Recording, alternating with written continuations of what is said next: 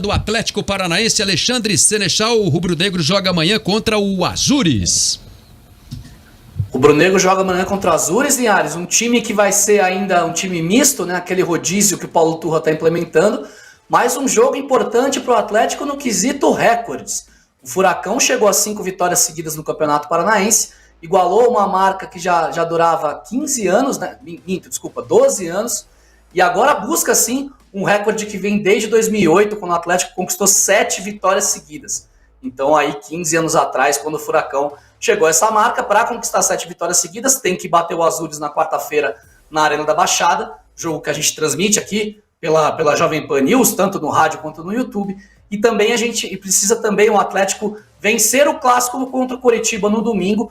O técnico Paulo Turra, a gente vai até ouvir ele mais para frente no nosso programa, mas ele falou que tá com a cabeça no Azures, mas a gente sabe que, na verdade, a questão, o grande jogo para o Coritiba, para o Atlético no primeiro turno, é mesmo contra o Coritiba. Vai ser um embate, o Dalk até falou sobre isso no programa, no bate-pronto de ontem, um embate, um teste mesmo muito bom para as duas equipes, né? Um jogo de nível de Série A, os dois sofreram bastante no campeonato, apesar de estarem invictos, tiveram dificuldades em suas partidas, e com esse rodízio que as equipes vêm fazendo, tanto o Furacão quanto o Coxa, vai ser um duelo muito importante para que o Atlético consiga medir mesmo forças com um time de primeira divisão, com um time do seu nível, e a gente poder também ter uma ideia para saber como é que esse Furacão vai estar. Eu trouxe a informação aqui ontem, o Pablo é um grande candidato a não jogar contra o Azures, ele que jogou as 5 partidas do Atlético até aqui, apesar de ter sido substituído em algumas delas.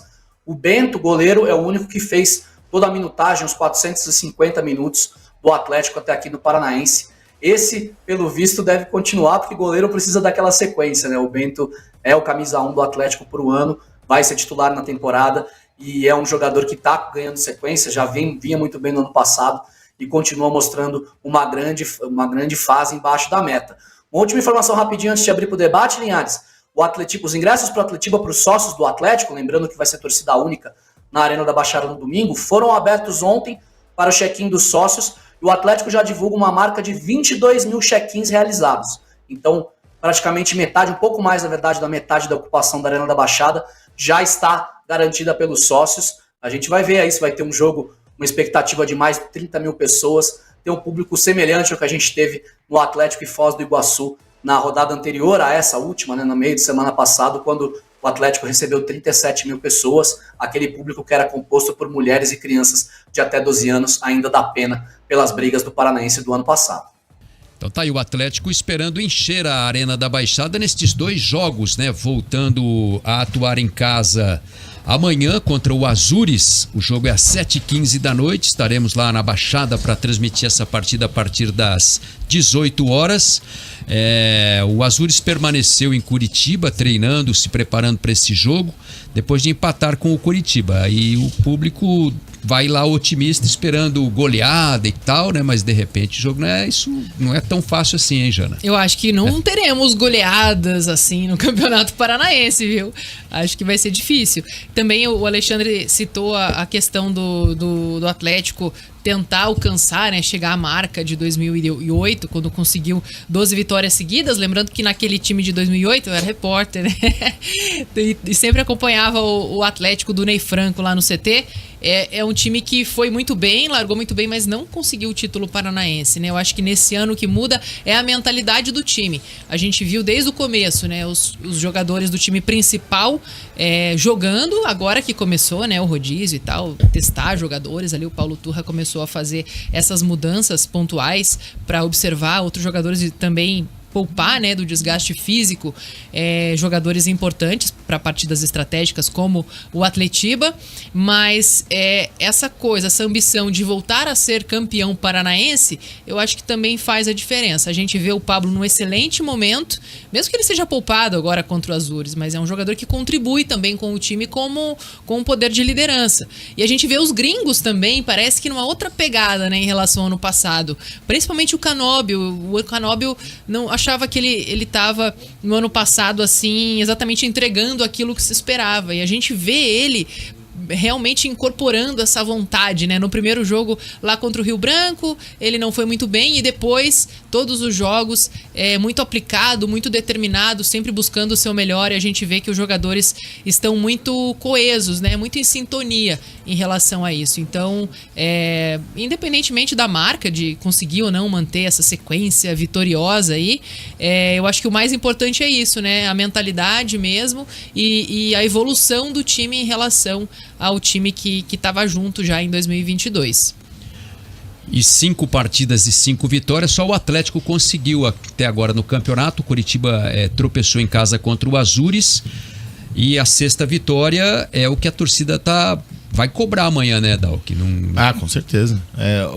Engraçado que o Atlético, os dois times, na verdade, né, tanto o Atlético quanto o Curitiba, eles tiveram poucos jogos fáceis.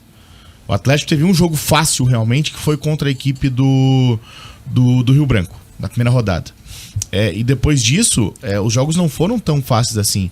Só que o Atlético, como eu já disse algumas vezes aqui, o Atlético está conseguindo manter uma constância de abrir o placar e aumentar o placar antes de sofrer no jogo, né? Contra o Arucó fez 2-0 para levar o gol depois, né? Contra o Foz fez 2-0, né? Então, assim, o Atlético sofreu muito contra o São José, sofreu contra o Maringá, mas está ganhando. E é muito importante isso, porque é muito mais fácil você ajeitar um time que está ganhando do que você ajeitar um time que está perdendo. Porque quando está perdendo, vem toda a pressão em volta. Não tá um bom desempenho? Não tá, mas a gente está ganhando e a gente está conseguindo fazer o nosso treinamento aqui. Beleza? Beleza. Ótimo. Agora tá perdendo, já vem aquele negócio. Nossa, tá perdendo no estadual, imagina no brasileiro, imagina na Libertadores. Então, assim, o Atlético tá iniciando um trabalho muito bom no sentido de resultado. Se vai dar certo ou não, são outros 500. Mas o Atlético tem chance de simplesmente fazer testes nesse momento, de fazer correções e mesmo assim continuar vencendo e continuar 100% no ano. Mesmo tomando sustos, né, como foi no jogo contra o São Joséense, é um time que consegue reagir, consegue se reequilibrar ali na partida. O Paulo Turra faz ajustes e o time consegue buscar o resultado. Então, isso dá um certo alento assim pro torcedor, porque não é uma coisa, nossa, tá tudo perdido, tem falha na defesa, tem que acertar ali. Não, o time consegue se acertar mesmo com o jogo em andamento. Então, te traz uma certa segurança também, que estão todos, né, unidos em qualquer momento, nos difíceis e nos momentos bons também. E o time vai fazendo jus, né, o apelido Furacão, que foi dado em 1949, quando o Atlético teve uma sequência de 11 jogos invictos, né, 10 vitórias e um empate. O time varria os adversários e por isso foi apelidado de Furacão. Depois teve essa sequência aí com o Ney Franco e agora está ensaiando aí uma nova sequência de Furacão, hein, Alexandre Senechal, para a gente arredondar e fechar aí essa primeira participação do Atlético. É verdade, Linhares, aquele Furacão de 49 teve 11 triunfos seguidos, tá, Linha? Foram 11 vitórias seguidas do Furacão de 49. E o time de 2008, que tinha o Ferreira, tinha o Netinho, Alain Bahia, Pedro Odoni, Rafael Moura, Marcelo Ramos, tinha vários jogadores que fizeram aí história no futebol brasileiro. Aquele time conseguiu 12 vitórias seguidas, como a Janaína também bem lembrou. Então faltam 7, né? Tem que ganhar as 11 da primeira fase e mais o primeiro jogo das quartas de final para igualar aquele recorde. O Furacão que vai contar com o Kaique Rocha, o zagueiro. Ontem, à tarde, saiu no BID a rescisão do jogador com o Internacional.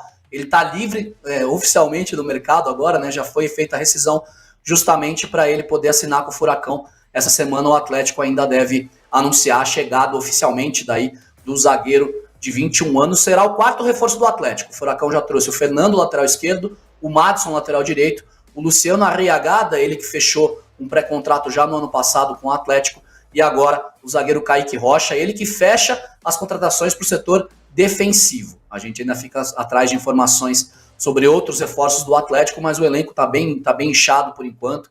Para o Paranaense, a gente não deve ter tantas grandes novidades aí no Furacão, pelo menos não nas próximas semanas. Meio-dia.